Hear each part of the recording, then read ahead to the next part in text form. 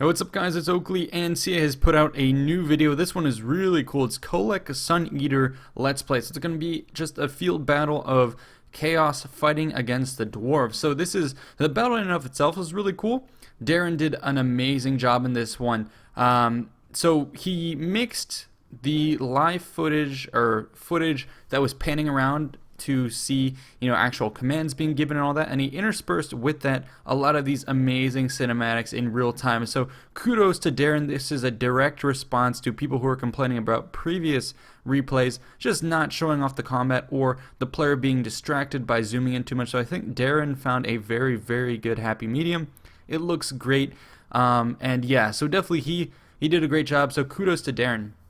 The video itself is kind of going to be set up in such a way that, yes, it spotlights chaos, but also to bring up the topic of chaos, because there has been a change in policy in terms of the Chaos Warriors DLC, if you have not heard yet. Also in the background here, they're showing off all of these dragon ogres, and it's going to be finishing off at the greatest, or I believe according to the lore, the second of the greatest dragon ogres. This is Kolek here, maximum leveled up. But anyways, back to the Chaos Warriors. So essentially, CA first started off with 4 playable races, with Chaos being a 5th one that you could get if you were to pre-order the game. This had a lot of huge community backlash, and what CA just announced with this video is that you can get Chaos full for the game if you order, or if you purchase the game within the first week of release. So that's good. So it's not full Chaos is free. They found a middle ground. So yes, you get Chaos when you pre-order, but then you also get Chaos if you buy the game within the first week. And I think that's a very sensible middle ground, because it gives players the time to assess the quality of the game, whether or not it's a good launch. And this is one of the main complaints that I had, and a lot of people had, of them holding it, dangling it above people's heads to try and persuade them to buy the game. By making it something where there's a 1-week grace period when the game is already released, when people can get full impressions of the launch date of the game, I think that's CA taking a step in the right direction, and kudos to their whole team.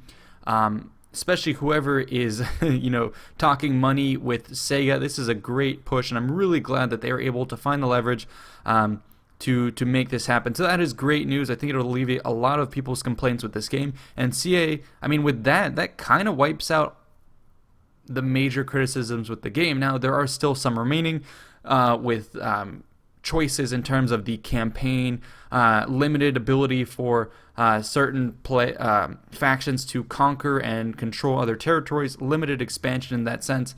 But that is a design decision, as well as sieges, that we'll have to see how that pans out. It's hard to judge from this point, but I think CA is definitely doing a good move. Anyways, this battle will focus mostly on the battle now. It's going to be a huge dwarven gun line that you saw there up on the hill. And in response, there's going to be a Chaos Force moving forward, led by Kolek Sun Eater. You have a Chaos Sorcerer, and then you have a bunch of these rush troops.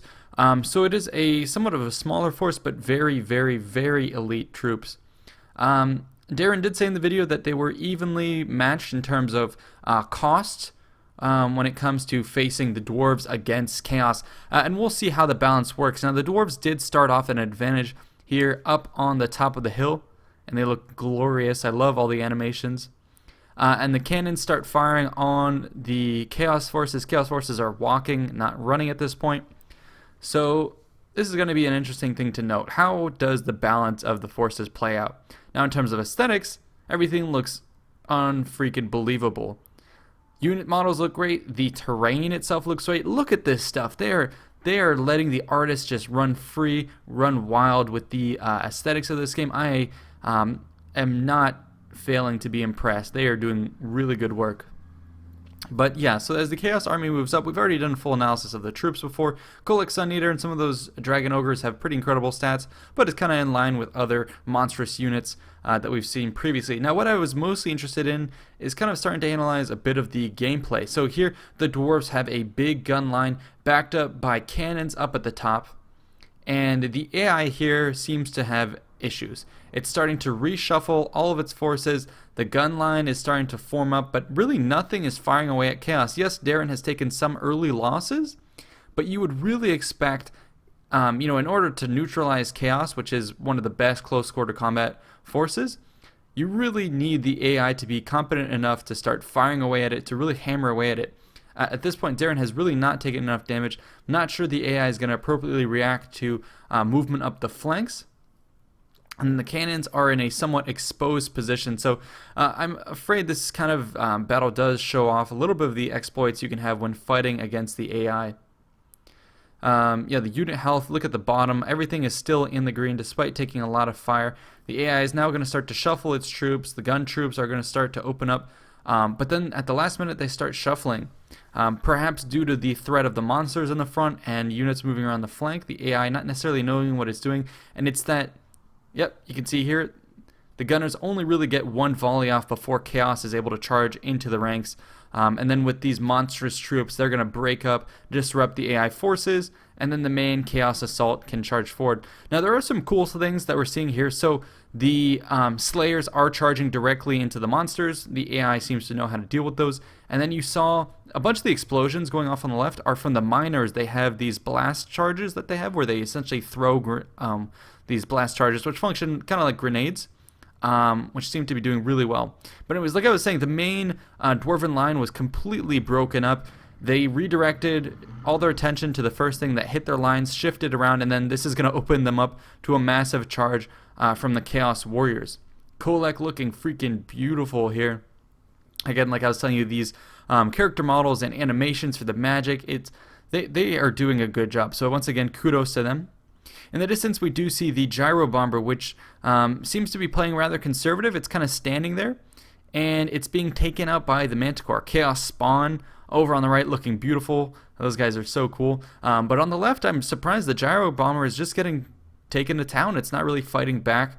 So the AI not seemingly knowing how to use that. And finally, the dwarves have pulled their artillery back, but they're just going to get countercharged. You can see some of those blast charges being thrown by the miners against the spawn of chaos. Ooh, and there it's going against Kolek, doing a fair amount of friendly damage at the same time. Yeah, and there you go, the Gyro Bomber now is going to be retreating, so I'm a little worried about how the AI is performing. Now, obviously, in previous Total War games, I wouldn't say this is anything worse than we've seen in previous Total War games. So this is just kind of what I would expect from the AI.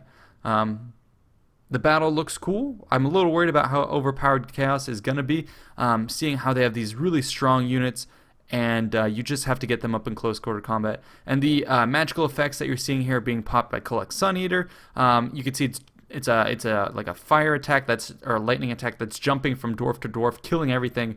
Really cool, and I love these shots of the Chaos giant or dragon ogres, excuse me. Oh, and there you can see the blast charges getting off. So definitely the AI knowing how to use those. But for the most part, holding a battle line is not working well. Chaos is just charging through. And take a look at the unit stats at the bottom. Everything is pretty strong in terms of health. I guess the frontline troops are kind of dwindling. But Kolek's been reduced to half health. And he seems to have a lot of stats to him. Like I was saying before, Darren did mention that all legendary lords in multiplayer are going to be fully vetted up, so I guess this is what you'd expect from Kolek. He's just going to be a beast. The Manticore that's running around is then going to try and re-engage with the Gyro Bomber, and I really like the fact that this thing can come down and do melee attacks with the ground, and then this animation is so cool. It has a certain amount of ammo, and you can see that ammo represented actually physically in the model, and as each bomb drops, you can see how much ammo is left. The Gyro Bomber is also faster than the Manticore, so I was surprised that the AI was not running it away earlier when it was getting destroyed. And such a cool scene. You'll have to go ahead and watch the video directly to see Darren's commentary, to hear the sound effects, and then when that Gyro Bomber actually finally does get taken out, it kind of spirals down and then blows up and collapses on the snowy terrain. So really cool stuff. These little whirring sound effects and the motors giving out, all really epic stuff. So again, giving props to CA for all the animations, the sound effects, the delay of the game by a little further, which presumably let them, push this level of detail. So yeah, overall, I was really excited by this battle. The only thing, like I keep saying, that unnerved me was a bit of the ease with which Chaos had was able to mop up the enemy. But I'd be eager to see how the YouTubers are going to be able to show off, multiplayer battles and see how balanced stuff is prior to release. That's what I'm interested in testing, presumably. And here, yep, dwarves being knocked around. There is still Ungrim Iron Fist, who's around somewhere. But looks like the legendary lords are not used super effectively from the dwarves. They got isolated. And I guess it could be just the dwarves are not the best faction to show the AI being reactive, mostly because, one, they're slow units, and so the AI has a hard time shuffling them around, and two, they have a lot of artillery and gun units that are a bit gimmicky and hard to know how to place appropriately. So yeah, that's a little worrisome. Another thing as well is, obviously, chaos may be powerful when it comes to, dollar per dollar army value, but on the campaign map, presumably as chaos, you don't necessarily have that many chaos warriors, whereas the dwarves and other factions like the greenskins, you'd be able to churn out more troops. So maybe the comparison is not super apt, although in multiplayer it could be an issue. And then here, this is actually a really important point. So you saw how none of those attacks are actually forcing Ungrim to be knocked back, and this is something deliberate that CA said because, well, first off, whenever something does an attack, like a charge or something that does a knockback, it disables a unit temporarily, throws it to the ground, and that unit is, temporarily disabled. What CA said, I believe it was Darren said this, is if they were to do that, for legendary lords, then they would always constantly be knocked down to the ground to the point where they could get swarmed and they would never have a chance to fight back. So they have deliberately chosen to disable the knockback every once in a while. Now, you saw when the Manticore charged Ungrim, he did get knocked down, so it does happen, but it's much less frequent. So I'm glad to see that they're really, taking care to make those little gameplay balances definitely balanced and well thought out. But anyways, Chaos here, you can see, I don't think has lost a single unit. Yes, some are down to very, very low health, but everything is still pretty much here. So that's what's got me worried. Kolek is going to have one of his abilities that's going to go and kill the remaining troops. Yeah, you can see there that area effect, and it kills Ungrim. So with his death goes the entire army.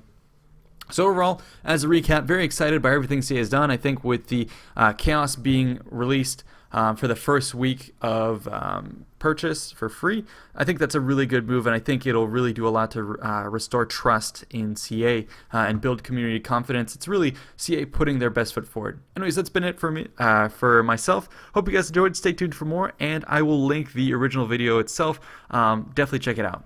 See you in the next one. Peace out.